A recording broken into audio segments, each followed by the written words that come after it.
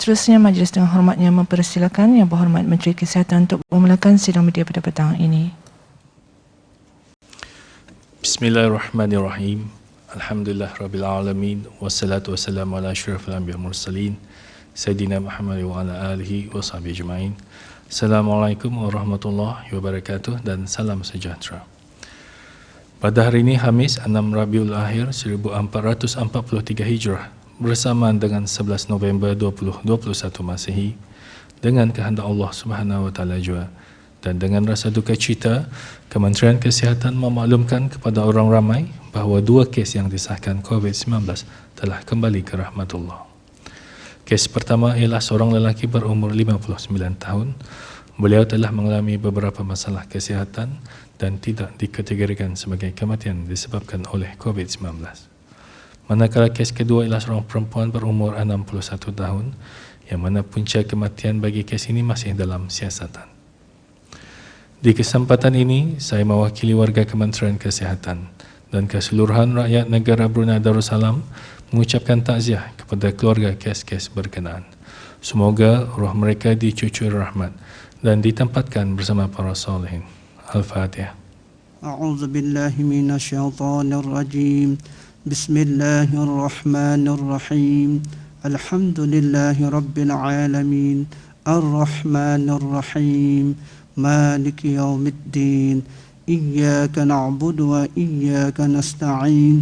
اهدنا الصراط المستقيم صراط الذين أنعمت عليهم غير المغضوب عليهم ولا الضالين آمين.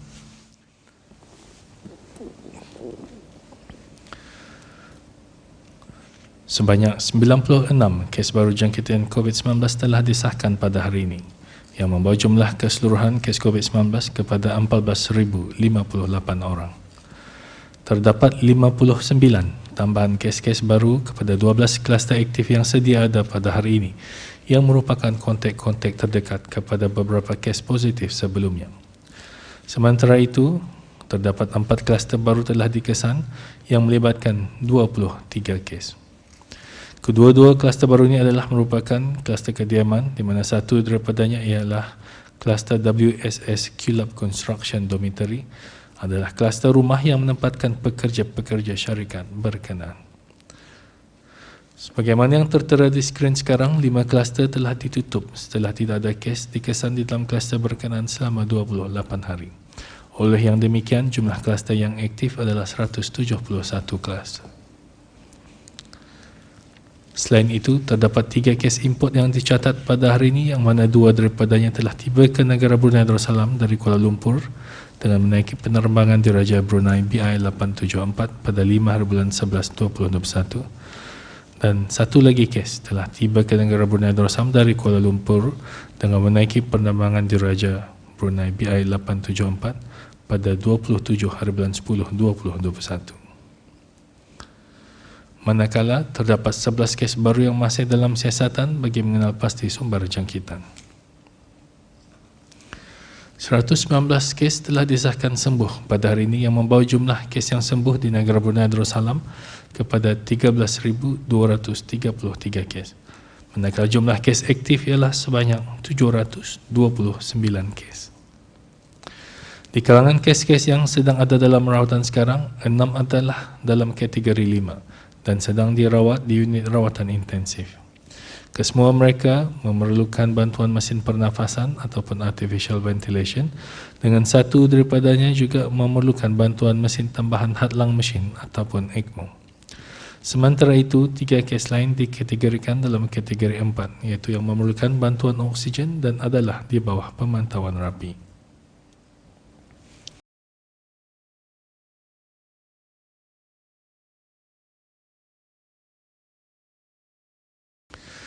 Dalam tempoh 24 jam yang lalu, sebanyak 4,781 sampel telah diuji bagi virus SARS-CoV-2, yang membawa jumlah keseluruhan ujian makmal dijalankan sejak Januari 2020 kepada 549,063 ujian.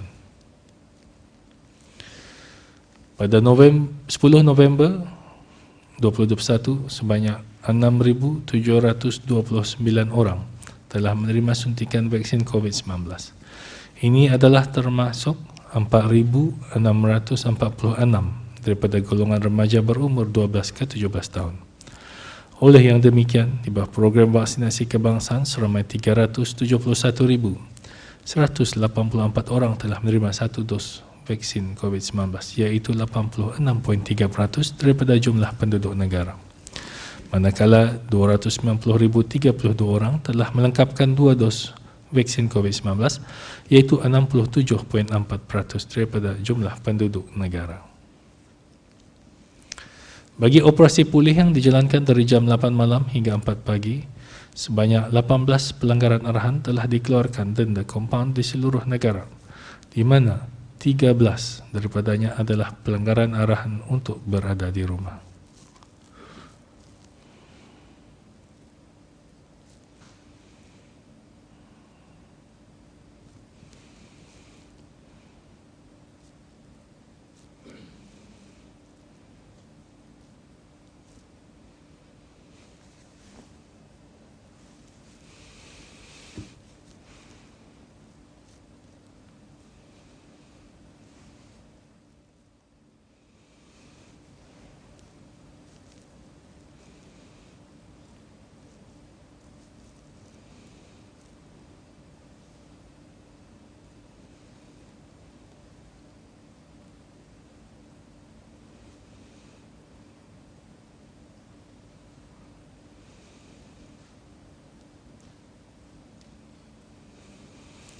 Di kesempatan ini, Kementerian Kesihatan ingin mengingatkan orang ramai untuk terus melaksanakan tanggungjawab masing-masing dalam membantu pihak kerajaan membendung penularan wabak COVID-19. Walaupun kita akan melangkah ke fasa peralihan dalam masa yang terdekat ini, orang ramai adalah dinasihatkan untuk terus teranah di rumah, keluar rumah jika perlu saja, memakai sungkup muka dan mengamalkan kebersihan diri. Marilah kita sama-sama mengingati agar negara Brunei Darussalam dijauhkan dari segala perkara yang tidak diingini. Amin, amin, ya Rabbal Alamin. Sekian, terima kasih. Seterusnya adalah kenyataan daripada Yang Berhormat Menteri Hal Ehwal Agama. Majlis dengan hormatnya mempersilakan. Bismillahirrahmanirrahim. Alhamdulillah wassalatu wassalamu ala Rasulillah wa ala alihi washabihi wa man wala. Terima kasih kepada rakan sejawat yang berhormat Datuk Dr. Syam dan juga rakan sejawat dari Kementerian Pendidikan Datuk Hamzah. Kementerian Ahli Agama pada hari ini akan membawa 3 perkara sekaliguslah. Pertama, mengenai pembukaan semula masjid, surau dan balai-balai ibadat seluruh negara. Dan yang kedua ialah mengenai pelaksanaan perkembangan pelaksanaan peperiksaan bagi calon-calon memasuki sekolah Arab. Dan yang ketiga ialah mengenai program vaksinasi tenaga pengajar dan pelajar-pelajar serta juga staf ataupun kaki tangan atau biasa disebut sebagai warga Kementerian Ahli Agama. Mengenai perkara pertama, iaitu mengenai pembukaan semula masjid, Kementerian Ahli Agama suka menyatakan bahawa dalam persidangan akhbar situasi terkini jangkitan COVID-19 di negara kita ini, iaitu pada 18 hari bulan Oktober 2021 yang lalu, Kementerian telah mengumumkan bahawa ke bawah Duli Yang Maha Mulia Paduka Seri Baginda Sultan Haji Hassan Al-Bolkiah Mu'izzuddin wa Daulah Ibn Marhum Sultan Haji Umar Ali Saifuddin Sa'adul Khairi Waddin, Sultan dan Yang di-Pertuan Negara Brunei Darussalam, telah memperkenankan sokongan Majlis Ugama Islam bahawa masjid-masjid, surau-surau dan balai-balai ibadat bolehlah dipertimbangkan untuk dibuka semula apabila jumlah vaksinasi lengkap rakyat dan penduduk di negara ini mencapai 70%. Dan itu pun adalah tertakluk kepada penilaian Jawatan Kuasa Pandu COVID-19 yang mana Kementerian Kesihatan adalah pengurusi bersama kepada jawatan kuasa berkenaan. Maka pada merujuk sidang media 2 hari yang lalu, 9 hari bulan November, di mana Yang Berhormat Datuk Seri Setia Awang Amin Liu bin Abdullah, Menteri di Jabatan Perdana Menteri dan Menteri Kewangan Ekonomi kedua,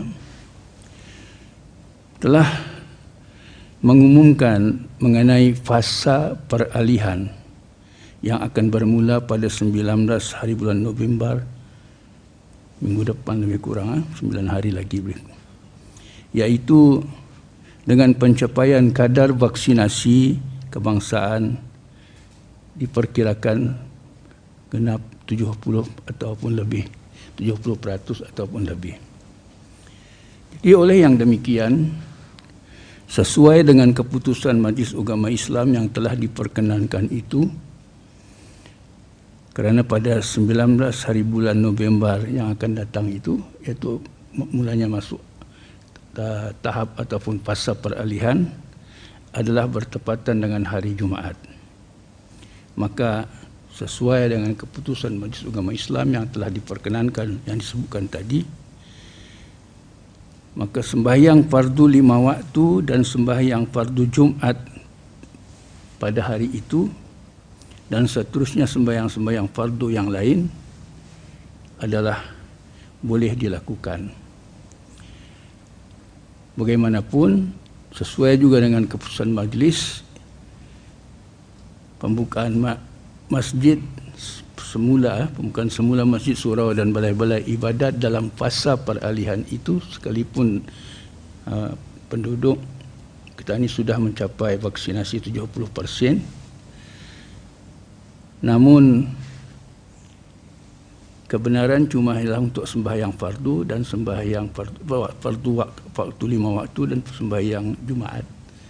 Namun aktiviti yang lazim diadakan di masjid-masjid bolehlah ditangguhkan dahulu sehingga suatu keadaan yang lebih selamat.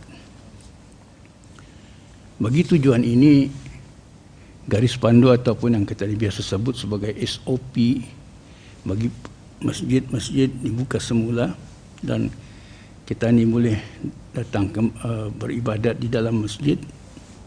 Maka ada garis pandu yang telah ditetapkan hasil daripada perbincangan antara Kementerian Halal Agama dengan Kementerian Kesihatan yang kemudiannya dibawa kepada jawatan kuasa task force di bawah jawatan kuasa pandu dan telah pun diperakukan ataupun dimuktamadkan dalam jawatan kuasa pandu dalam persidangannya atau mesyuaratnya pada 9 hari bulan 2 hari yang lalu. Maka di sini ada, kalau dapat dalam skrin dapat dilihat tu. Kalau dilihat di sana saya secara ringkas boleh menyebutkan ada 3 perkara yang dibenarkan, ada 3 perkara yang tidak dibenarkan, ada 5 perkara yang dimestikan, dan ada 1 perkara yang cuma digalakkan. Selebihnya ada 2, iaitu mengenai operasi kawalan bagi kemasukan ke dalam masjid dan seterusnya operasi yang akan dilakukan bagi memastikan masjid adalah dalam keadaan bersih dan selamat. Jadi secara detailnya bolehlah nanti diikuti di sana. Yang penting saya sebutkan, hanya jemaah dan orang-orang yang berumur 18 tahun ke atas dan lengkap 2 dos vaksin sahaja yang akan dibenarkan bersembahyang fardu Jumaat dan sembahyang fardu 5 waktu di masjid, surau dan balai ibadat seluruh negara, termasuk surau-surau di bawah kawalan Angkatan Bersenjata di Raja Brunei dan di bawah kawalan polis di Raja Brunei.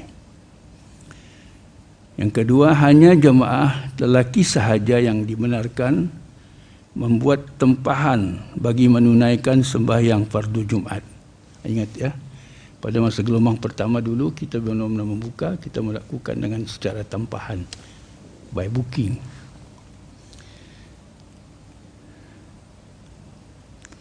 Manakala sembahyang fardu 5 waktu dibenarkan untuk jemaah lelaki dan perempuan tanpa memerlukan tempahan. Artinya sebarang waktu boleh memasuki tanpa sebarang terdahulu membuat tempahan. Kemudian kapasiti masjid akan ditentukan menurut penjarakan yang dilakukan, iaitu 1 meter atau dalam perkiraan sejadah sembahyang kata ini adalah sejadah besar. Jadi masing-masing dengan sejadahnya, dan disitulah akan diketahui penjarakan. Dan cara penjarakan kita atur secara dam, secara macam dalam papan dam itu beralat-alat atau orang berbangsi-bangsi. Itu 3 perkara yang menyatakan mengenai kebenaran-kebenaran dan patut dilakukan. Dan perkara yang tidak dibenarkan ialah jemaah yang mempunyai simptom dan risiko tinggi tidak dibenarkan hadir ke dalam masjid, surau dan balai ibadat. Yang kedua, masjid-masjid belum dibenarkan untuk mengadakan sebarang aktiviti-aktiviti takmir masjid sebagaimana yang tadi dinyatakan. Yang keenam, tidak bersalaman bersama jemaah yang hadir. 5 perkara yang dimestikan ialah bagi sembahyang fardu Jumaat, jemaah dikehendaki membuat tempahan menggunakan aplikasi Blue Health serta mendapat kelulusan kod berwarna hijau atau kuning. Yang kedua, jemaah dikehendaki membawa tikar sembahyang sendiri berukuran besar bagi setiap kali menunaikan sembahyang. Yang ketiga yang dimestikan ini ialah jemaah dikehendaki berwudu sebelum ke masjid. Kemudian masjid seperti tandas dan tempat berwudu adalah tidak digalakkan untuk digunakan kecuali jika perlu. Yang keempat dalam yang perkara dimestikan, jemaah dimestikan untuk memakai face mask, itu sungkup muka pada setiap masa. Dimastikan dan jemaah dikehendaki membuat pemeriksaan suhu badan. Jadi yang digalakkan hanya satu, jemaah digalakkan menggunakan hand sanitizer sebelum memasuki masjid, surau dan balai ibadat. Sana itu ada disediakan, cuma digalakkan. Sementara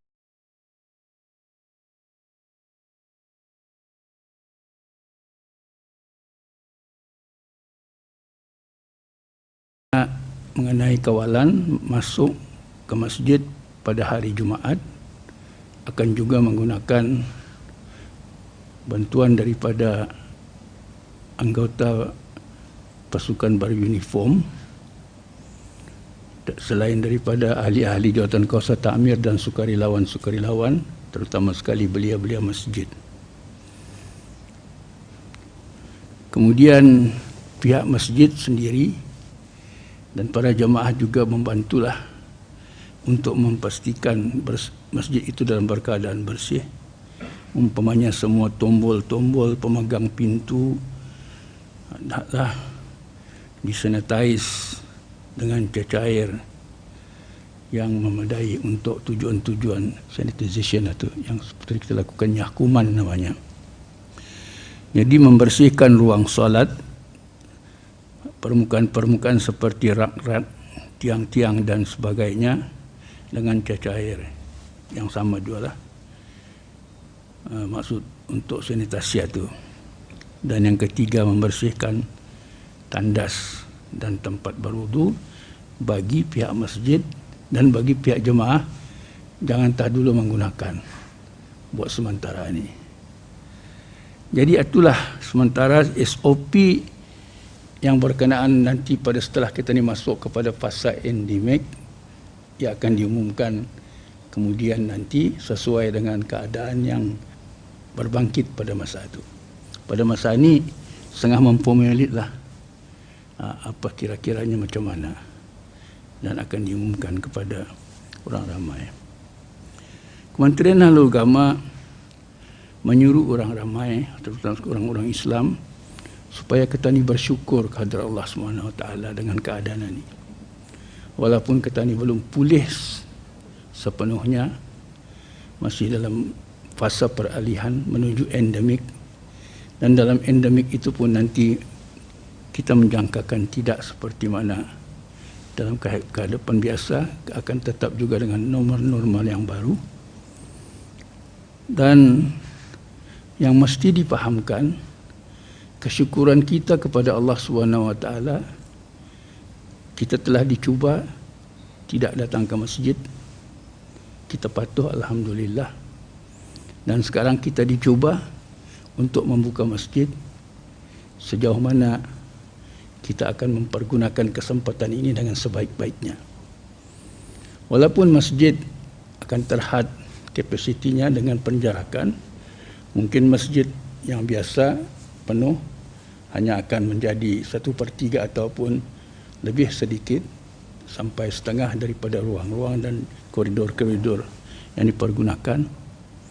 Tapi semua itu adalah menepati arti kata memakmurkan masjid. Ini penting. Masjid mesti dimakmurkan. Kerana itulah yang sebenarnya masjid dan sifat kita orang Islam, orang beriman adalah menurut Allah SWT memakmurkan masjid adalah orang-orang yang beriman kepada Allah, kepada hari akhirat, menunaikan sembahyang dan mana yang mampu membayar zakat. Dan yang penting sekali, memakmurkan masjid itu dengan kita adalah kalangan orang-orang yang takutkan azab Allah. Diberi ujian dengan susah, katanya sabar, dan ditarik kesusahan itu, katanya jangan terlalu iski, terlalu insaf untuk mempergunakan apa sudah yang katanya lakukan semasa dalam ujian, amal ibadat dan sebagainya. Janganlah pula tertinggal. Akan kita ini teruskan terusnya sebagaimana biasa. Orang yang sedemikian itu mengikut mafhum daripada ayat 18 surah At-Taubah adalah orang yang akan mendapat hidayah. Asa ayyakunu minal muhtadin. Semoga mereka itu adalah orang-orang yang akan mendapat hidayah. Hidayah ini kita ni menerjemahkannya sebagai petunjuk.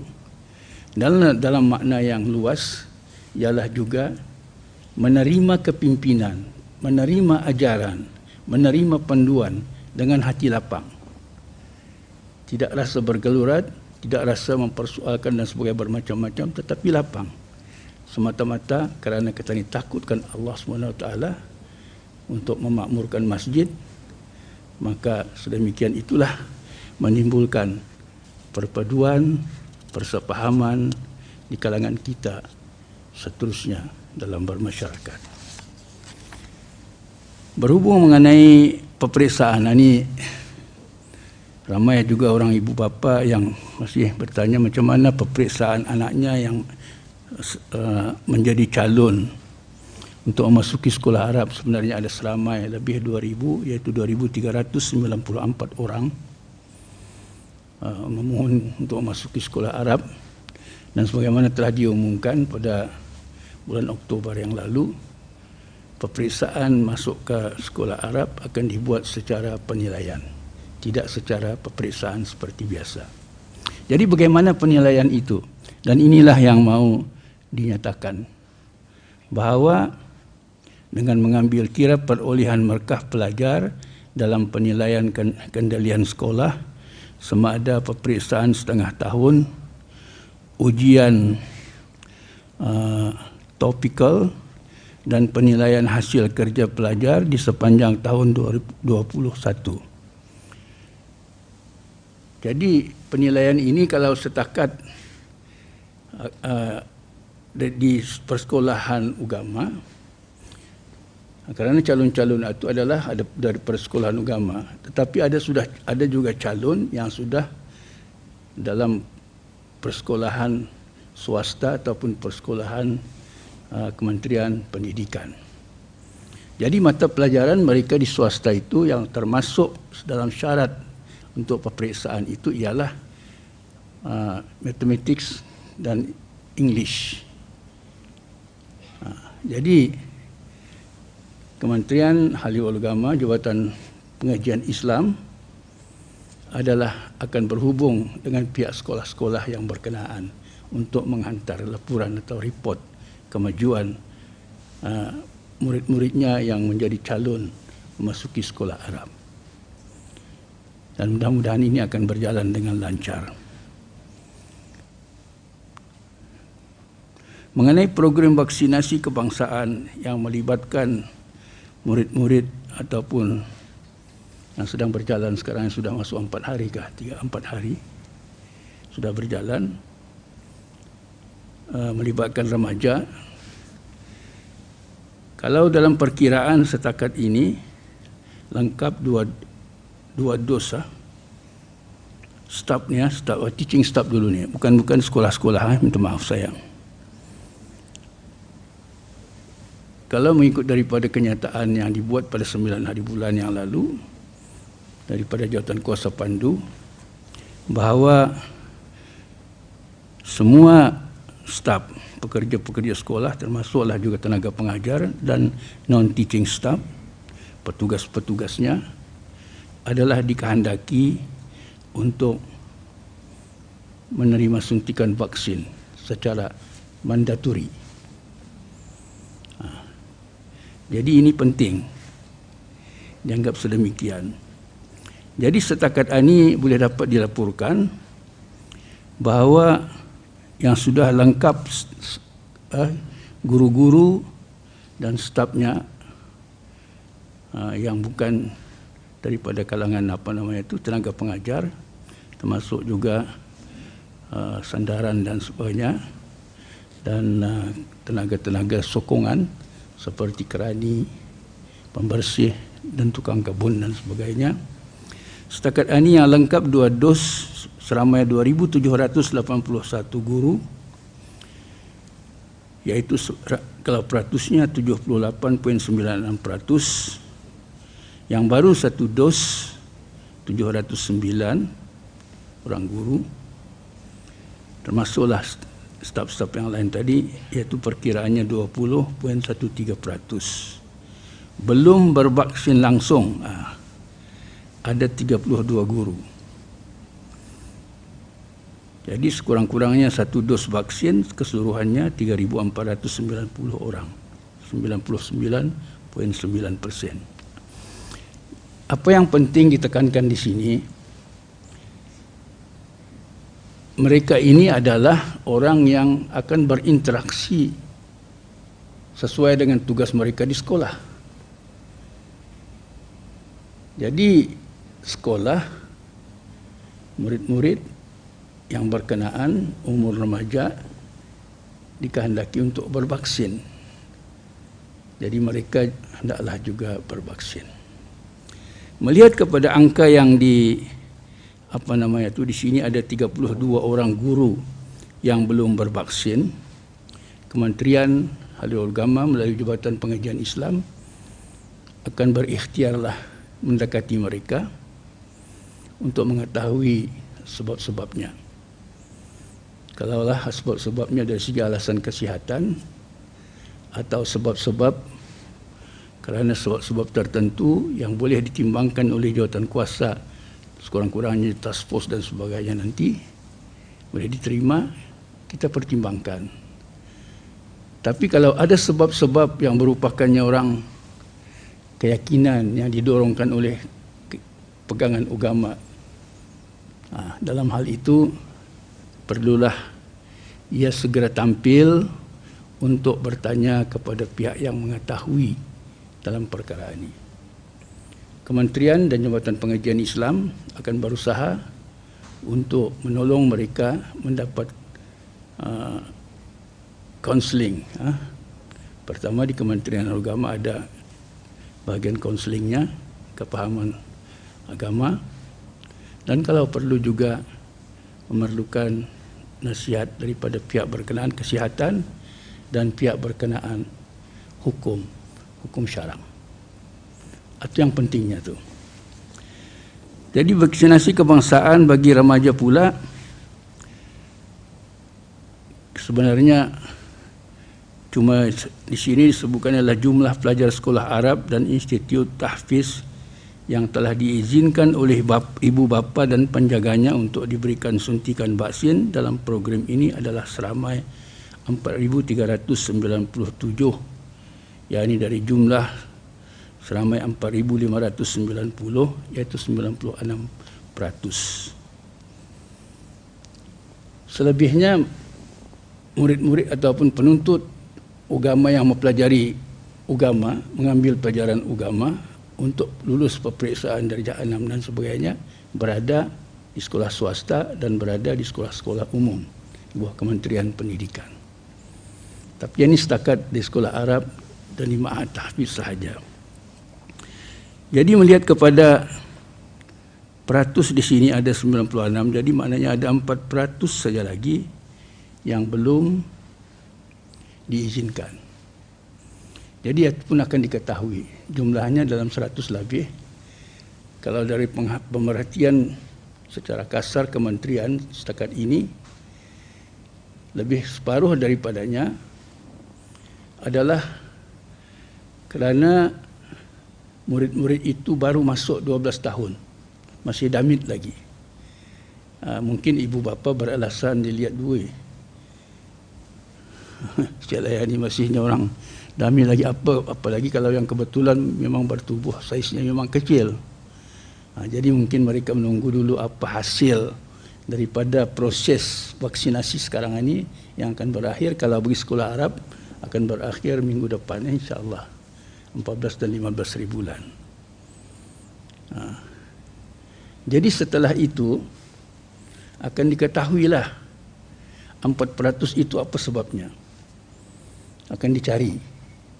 Kemudian setelah selesai vaksinasi mereka ini akan dikira lagi apakah yang sudah bervaksinasi mengikut jadual yang ditetapkan ini mencapai 96% itu. Kalau kurang bermakna ada lagi yang sudah mengizinkan tetapi belum lagi divaksin. Akan dicari sebabnya. Mungkin juga kerana mereka ada halangan pada masa jadual itu.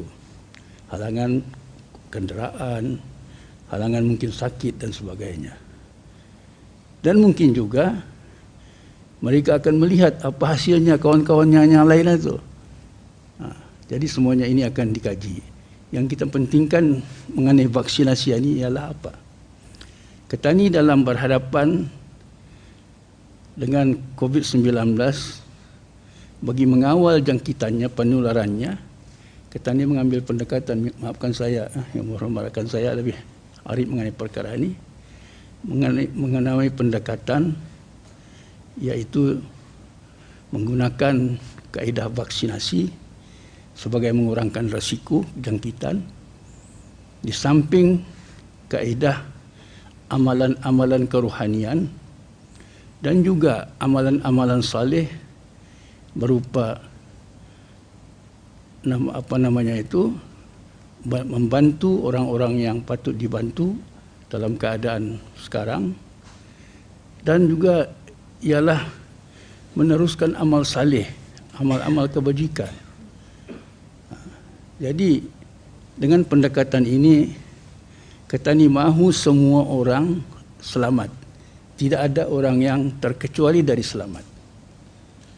Jadi langkah-langkah yang kita ni lakukan, kaedah-kaedah ini mestilah dijayakan. Kita ni mahu selamat untuk semua orang, dan kerana itu tidak ada siapa yang boleh merasakannya terkecuali dari proses vaksinasi kebangsaan ini, insya-Allah. Seterusnya begitulah bagi vaksinasi yang sudah berjalan pada masa ini dan insya-Allah kita akan lihat hasilnya. Seterusnya bagi warga kementerian. Jadi warga kementerian ini ramainya guru-guru agama ramainya, dan juga ialah pegawai-pegawai masjid. Jadi di sekolah kita ni adakan aturan mandatori, di masjid juga aturan mandatori untuk 2 vaksin saja berada di masjid dalam masa peralihan ini. Jadi kita ni mau memastikan mereka ini adalah mengikuti ataupun turut menjayakan program vaksinasi kebangsaan ini. Kalau dalam ada yang sekarang ini setakat ini saja di Kementerian Ahlul Agama sudah 80% lengkap 2 vaksin dan ada 19% cuma 1 dos. Ada 58 orang yang ini belum bervaksin. Ini yang akan dipastikan nih, apa sebab-sebabnya. Dan vaksin sekurang-kurangnya 1 dos keseluruhannya adalah 6.064 orang, jadi 99%. Jadi akhirnya minta maaf saya mengambil masa yang panjangnya dalam masa ini, kesempatan ini. Akhirnya marilah sama-sama lagi kita ni bersyukur kehadrat Allah SWT berkat kepimpinan pemerintahan Beraja kita ni yang adil, sama bijaksana, dan juga dengan kegigihan pihak-pihak yang berkenaan yang berusaha di lapangan praktikal, namanya perubatan, rawatan dan kawalan, serta juga peran lainas dan sebagainya. Di samping amalan-amalan kerohanian yang dilakukan selama ini, maka mudah-mudahanlah kita ini akan meneruskan usaha ini supaya kita ini memasuki fasa endemik dalam keadaan selamat untuk semua, insya-Allah. Sekian, terima kasih. Wabillahi taufiq wal hidayah. Wassalamualaikum warahmatullahi wabarakatuh. Seterusnya adalah kenyataan daripada Yang Berhormat Menteri Pendidikan. Majlis yang hormatnya mempersilakan. Bismillahirrahmanirrahim. Assalamualaikum warahmatullahi wabarakatuh dan salam sejahtera.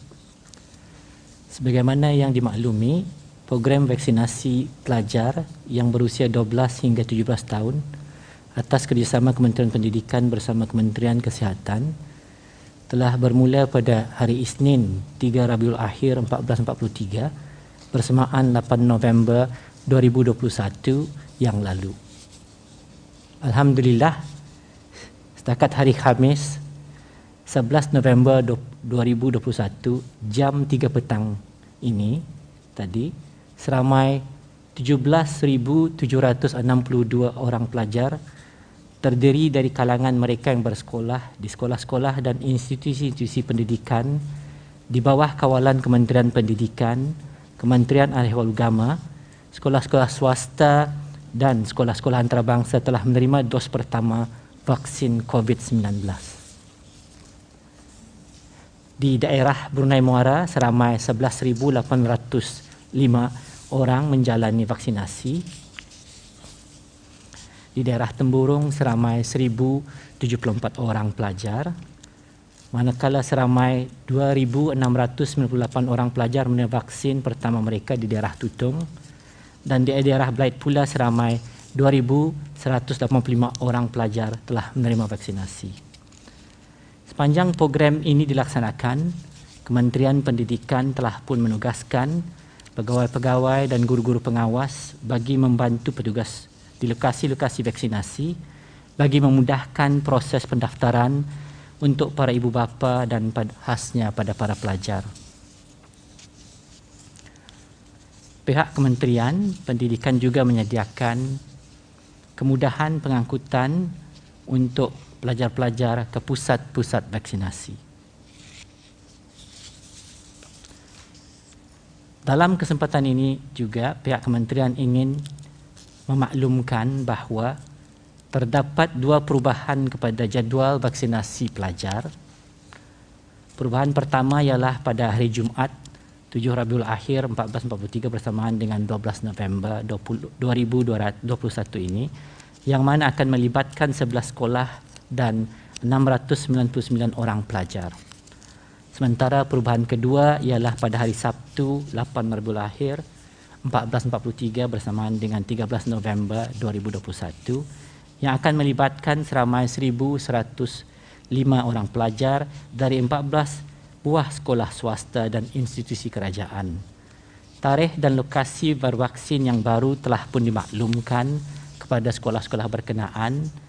Ibu bapa dan penjaga telah dihubungi dan dinasihatkan untuk merujuk terus mengenai perkara ini kepada sekolah-sekolah berkenaan atau boleh merujuk terus ke laman web rasmi Kementerian Pendidikan.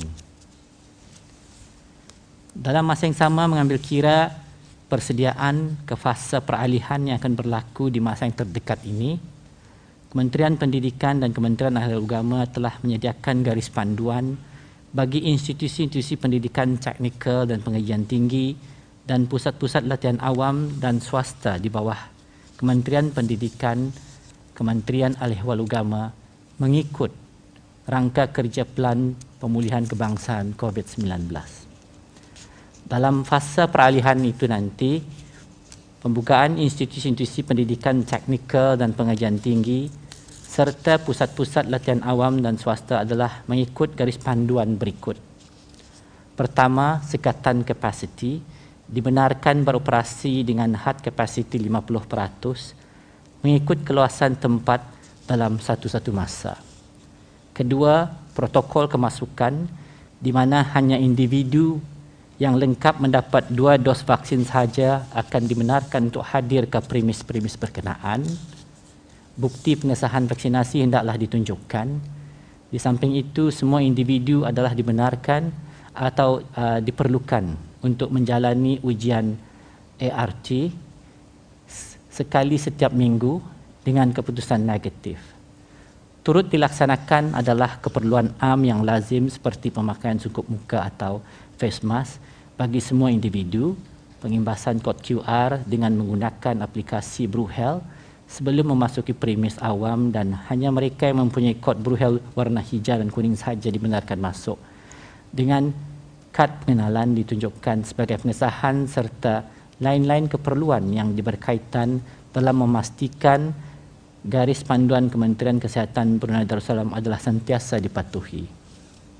Semasa fasa peralihan ini nanti juga guru-guru di prasekolah, sekolah rendah, menengah, maktab dan pusat tingkatan 6, awam dan swasta di bawah Kementerian Pendidikan, Kementerian Ahli Agama dan sekolah antarabangsa adalah dibenarkan untuk kembali ke sekolah masing-masing dengan had kapasiti 50% dari jumlah warga sekolah dalam satu masa serta menggunakan pakai Business Continuity Plan atau BCP masing-masing.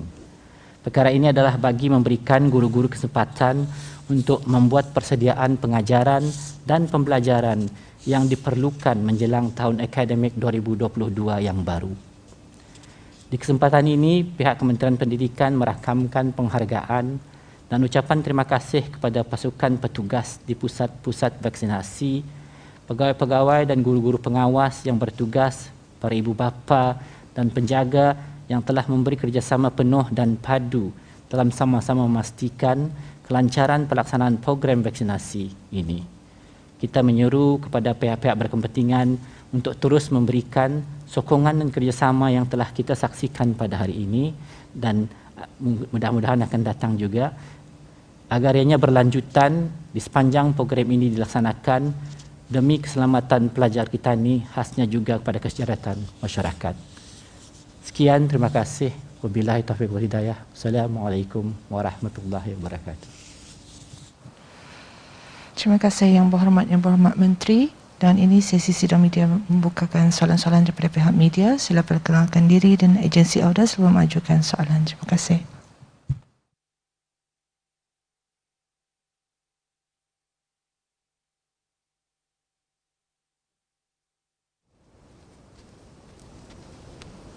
Assalamualaikum warahmatullahi. Yang Berhormat Pihin Menteri Hal Ehwal Agama, Yang Berhormat Menteri Kesihatan dan Yang Berhormat Menteri Pendidikan. Saya Syamil Hassan dari Media Permata. Soalan pertama ini diajukan kepada Menteri Kesihatan.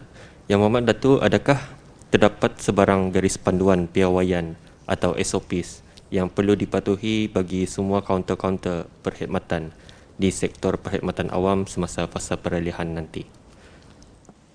Okey, terima kasih. Jadi untuk menjawab soalan ini, jadi perkhidmatan awam semua tu bukannya particular sesuatu sebuah jabatan atau kementerian saja. Jadi semua perkhidmatan awam di kementerian-kementerian adalah dibenarkan dibuka dan buat masa peralihan ini dalam 50% kapasiti. Walaupun untuk membuka ni pekerjanya mesti bervaksinasi dan orang yang hadir pun mengikut SOP macam lain, ada vaccination, QR code dan sebagainya. Itu dimestikan. Dan premis mesti mempamerkanlah kapasitinya berapa sesatu masa itulah. Misalnya macam di imigrasinya 200 macam itulah. Okay. So ini dalam masa terdekat akan disebarkan dengan SOP-nya tang. Terima kasih Yang Berhormat Datuk. Soalan kedua ditujukan kepada Yang Berhormat Menteri Pendidikan. Ini adalah mengenai dengan garis panduan pembukaan institusi perkhidmatan, institusi pendidikan teknikal dan institusi pengajian tinggi semasa fasa peralihan, khususnya protokol kemasukan ke dalam kampus institusi berkenaan. Bagaimana pula garis panduan bagi penggunaan kemudahan yang terdapat di dalam kampus seperti kafeteria, gimnasium, padang dan kemudahan sukan lain, surau dan seumpamanya? Adakah mereka yang telah lengkap divaksinasi turut dibenarkan untuk menggunakan kemudahan-kemudahan ini dan apakah tata cara penggunaannya nanti? Terima kasih atas soalan tersebut. Bagi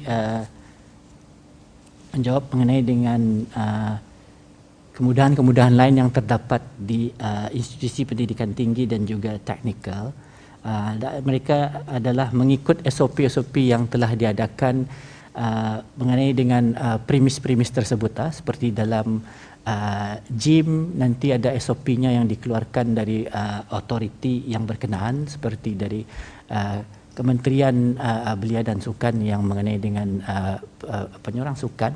Mengenai dengan surau apa itu ini pun sama juga dari Kementerian Alihul Agama, ada ia punya SOP-nya dan berikut pada premis-premis yang lain. Jadinya semua SOP-SOP itu berkenaan dan perlu diikuti untuk menjaga keselamatan bersama dan juga untuk meneruskan kita ni dapat maju ke fasa seterusnya.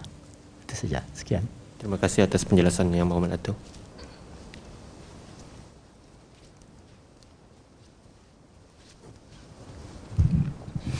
Selamat datang Yang Berhormat Menteri.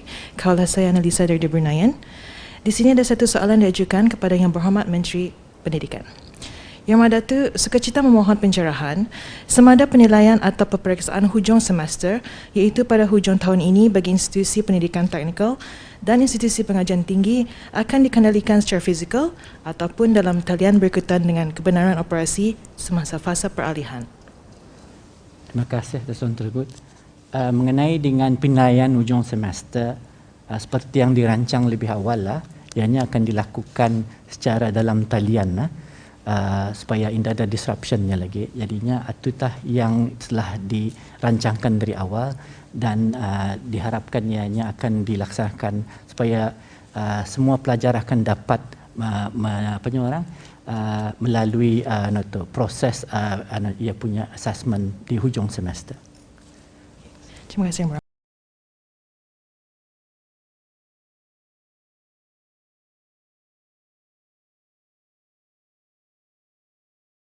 Berhormat. Seterusnya, ada beberapa soalan diajukan kepada Yang Berhormat Menteri Kesihatan. Soalan pertama, mengenai dengan pembukaan walk-in vaccination bagi dos kedua di indoor stadium yang dibukakan sehingga jam 10 malam, yang mana waktu ini termasuk waktu ops pulih yang dijalankan pada masa ini. Yang Berhormat Datuk, terdapat beberapa individu yang mendapatkan suntikan vaksin ditemani oleh orang lain sebagai driver, memandangkan mereka mungkin yang dapat memandu sendiri pada waktu malam atau nada kereta. Jika mereka ditahan semasa sekatan jalan raya, apakah bukti yang perlu ditunjukkan kepada pihak berkuasa bahawa individu-individu ini menemani ahli keluarga atau rakan mereka? Okey, terima kasih. Jadi dalam operasi pulih 8 ke 4 pagi tu, jadi bagi individu yang kena injek, senanglah tahu bukunya tunjukkan, dan orang mendengani pun tunjukkan orang sebelah yang berbuku. Okey, jadi jangan ya beritahu yang mendengani tapi orang sebelahnya dah ada buku suntikan, itu maksudnya dah lurus lah tu. So yang dah semestinya so tunjukkan saya orang didenganinya itu ada buku dan cukup memadai, dan agensi-agensi yang berkenan pun sudah diberi taklimat mengenai ini, so diorang pun tahu juga. Yang mendengarnya ini mesti fully vaxxed juga. Yang mendengarnya ini mesti fully vaccinated as well. Kalau belum benjek itu harus. Okay. Soalan kedua yang berhormat. Bagi mereka yang ingin mengadakan acara di rumah persendirian, terutama majlis akad nikah atau majlis persandingan, adakah had keramaian seramai 10 atau ke 30 orang sahaja, dan apakah garis panduan yang perlu dipatuhi bagi majlis-majlis yang diadakan di rumah persendirian semasa fasa peralihan nanti? Okay, I think semalam ada yang berhormat Pihin ada menerangkan. Jadi ia tertakluk kepada besarnya rumah itu, kediaman. Jadi paling dibolehkan misalnya dalam 10 ke 30 orang di dalam rumah. Jadi misalnya ada suka duka lah, misalnya kalau orang kan macam sembahyang jenazah misalnya, jadi ya 30 orang sekali di dalam, tapi di luar boleh sampai 200 orang, berkem lah. Okay. Tapi kalau kemnya tu sesuai je lah di kawasan rumahnya, semana-mana yang muat, tapi tidak boleh lebih daripada 200 lah. Okay. Cuma tu je macam majlis lain, macam orang angkat nikah dan sebagainya, itu dibenarkan semasa transisi. Tapi ini bukan maksudnya bis kita akan kemarin siapa bertanya tu ada berjabat-jabat tangan itu saya tidak benarkan tu salam Arab itu tidak boleh. Jadi masa transisi ni lagi lebih tani mesti berhati-hati sebab tani dah mau kes-kes ni melonjak naik jadi diharaplah dengan kelonggaran ni orang ramai terutamanya sama-sama penyorang mengingatilah tentang SOP yang sepatutnya dijalankan dalam masa transisi ini. So jadi dengan ini, adakah pihak kerajaan akan mengeluarkan garis panduan bagi rujukan orang ramai, terutamanya bagi mengadakan majlis-majlis tersebut? Yes, insyaAllah akan dikeluarkan supaya orang lebih faham untuk dirujuk. Final question, Your Hormat. Following up on my question yesterday pasal regarding house-to-house services yang offering makeup artists, event photographers as well as facial and body spa services, masih unclear whether services ini can be allowed during transition phase. So, if permitted, is there any SOPs that they need to comply to, and will the government also issue SOPs to the public as well for reference?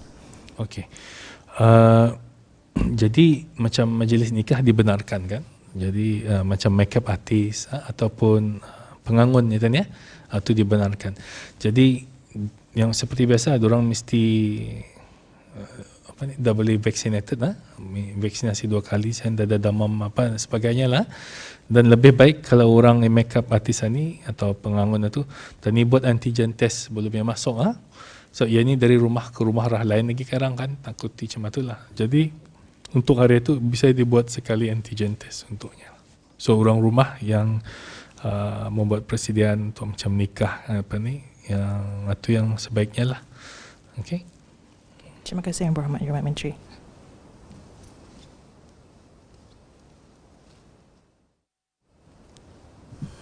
Assalamualaikum warahmatullahi wabarakatuh. Selamat petang Yang Berhormat Pihin, Yang Berhormat Datuk. Soalan ini ditujukan kepada Menteri Kesihatan. Ada 2 soalan mengenai dengan antigen yang tadi So dia ada yang dikatakan mesti menjalani setiap 2 minggu untuk majikan. So macam mana, how do we actually monitor bahawa orang ini menjalankan ujian antigen test?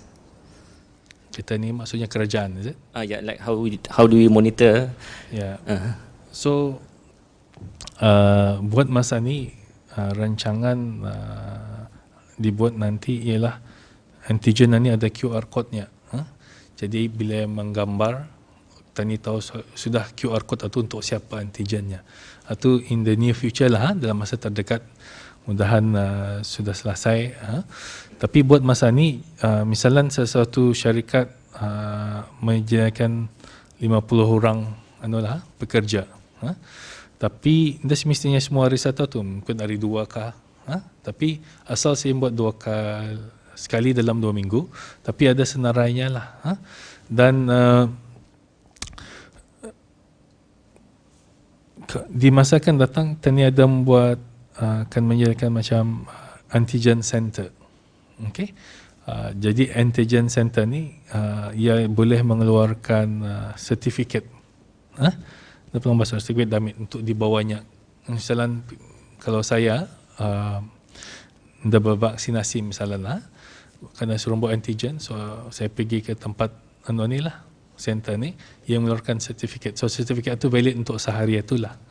Itu satu lagi tu sebelum ni saya menyebutkan pasal QR code yang berantigen by QR. And kemudian ada art center. Dan ke seterusnya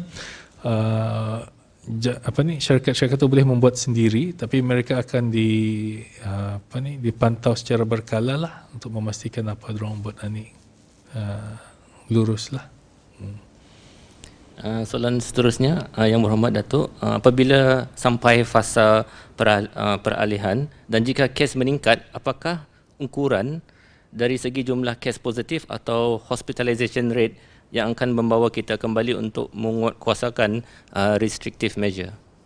Okey, terima kasih. Peralihan ni tertakluk masa ni kepada vaksinasi. Jadi 70% ataupun lebih sedikit mungkin kalau macam tu. Jadi misalnya dalam peralihan tu, Tani menjangka peralihan pun dalam dalam 4 minggu ke 6 minggu saja bila yang mencapai 80% nanti. Jadi sebab tu saya nyatakan tadi semasa peralihan ni walaupun perkumpulan dibenarkan sehingga 200 orang, terutama sekali kalau dewannya besar atau membuat di rumah, Tani mesti menjaga segala SOP ni, terutama sekali dalam memakai mask dan yang bersalaman sama salam-salam Arab tu tidak dibenarkan lah. Jadi kalau Tani mengawal macam ni, insyaAllah penularan masih dapat dikawal. Tapi apa yang penting jikalau penularan ni melonjak naik ialah Tani lihat kapasiti hospital, terutama sekali di ICU. Terutama yang Tani lihat kategori 4 sama kategori 5. Berapa yang yang masuk ke hospital lah disebabkan ini. So bila mencapai ke satu tahap ataupun nombor, bila ia sudah nyata ni stretch the healthcare system, atau sebelum stretch dan mungkin kita ni perlu memikirkan balik apa langkah-langkah yang perlu diambil lah. So adalah sangat penting bagi kita ni semua untuk sama-sama mengingatilah dalam masa peralihan ni untuk memastikan lonjakan atau penularan wabak ini tidak lagi naik semula lah.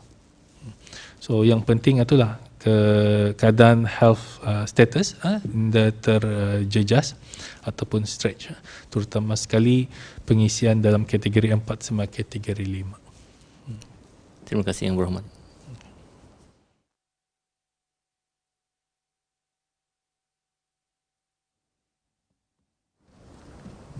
Ni James Sombong Bulletin. Good afternoon to Yang Berhormat Pihin, Minister of Religious Affairs, Yang Berhormat Datuk Minister of Health, and Yang Berhormat Datuk Minister of Education. My first question is for the Minister of Health.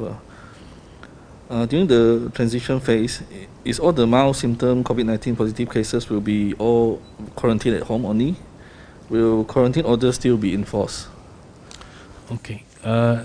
Dalam masa pandemik atau transisi masih tu, jadi quarantine order masih berjalan lah. Jadi bagi yang mempunyai gejala ringan itu, diorang akan macam masa ni jualah akan di quarantine di rumah masing-masing. Kecuali mereka yang rumahnya ada kesesuaian lah. Misalnya kalau ramai orang dalam rumah itu, then mereka akan masih ditempatkan di pusat kerajaan lah.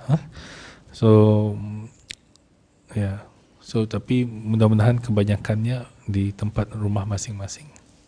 My next question is on the contact sport during the transition phase. Can Datuk share with us what's the SOP for contact team sport, such as football or basketball, because the public is still wondering if wearing face masks are needed?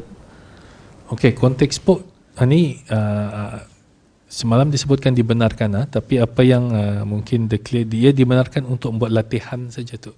Okay, actual sport macam kan saya main bola lah, it's only for training, not actual competition atau sebagainya. Okay, contohnya basketball bagi contact sport macam mana ni. So buat peralihan ni dia dibenarkan tapi untuk latihan. Okay. For the seating capacity, as Dato' mentioned, 50% for restaurant. Does this also include staff who walk and scan for Blue Health Code? Capacity itu untuk patrons, untuk orang datang ke sana lah. Say ya endang buat 50, so 25 orang saja. Tapi tidak kira pekerjanya lah. Tapi seperti dinyatakan semalam juga, pekerja mesti bervaksinasi 2 kali tu baru boleh dibukakan. Dan bila agensi-agensi membuat pemantauan, kalau didapati dan mematuhi piawaian disediakan, mereka boleh disaman masa itu di bawah Akta Penyakit Berjangkit. Terima kasih Yang Berhormat Datuk. And saya cuba satu lagi pasal keramaian macam ni, orang 200-an ya. Buffet dah dibenarkan tu yang penting tu buat masa ni. Okay, buffet dah dibenarkan, so 201 is makanan yang berpack sudah, yang tersedia. Okay, tu anulah dalam masa peralihan ni. So buffet masih dah dibenarkan. Terima kasih Yang Berhormat Datuk. My next question is for the Minister of Education. As the ongoing vaccination drive for children 12 to 17 years old, how is the Ministry of Education ensure the safety of teacher at each vaccination center? Terima kasih atas soalan tersebut. Untuk memastikan keselamatan para pegawai dan guru pengawas di vaksinasi center itu, mereka mengikut SOP yang telah disediakan oleh Kementerian Kesihatan, dan perkara ini telah pun dibrief, diberikan, dan diharapkan yang akan dipatuhi, dan ini akan memberikan keyakinan atas keselamatan mereka-mereka yang bertugas dalam membantu kita ini melaksanakan program vaksinasi ini. My next question is about during the transition phase, technical education institution, higher learning institution and training center are allowed to open with 50% according to their space of area. How can an unvaccinated student be able to go to class or study or use the facility during the transition phase? Dalam thank you anyway for the question. Terima kasih. Dalam fasa peralihan ini, hanya pelajar-pelajar yang mempunyai fully vaccinated yang dibenarkan untuk menggunakan premis-premis di pendidikan tinggi dan juga teknikal. So there'll be online learning then for them. Yang lain itu mengenai dengan pembelajarannya, pendidikan tinggi dan juga teknikal masih lagi menggunakan hybrid punya teaching method. Jadinya ianya akan dilaksanakan bagi yang dah dapat ke premis ialah menggunakan dengan dalam talian. So it's a hybrid punya modelnya. Okay. Terima kasih Yang Berhormat Datuk.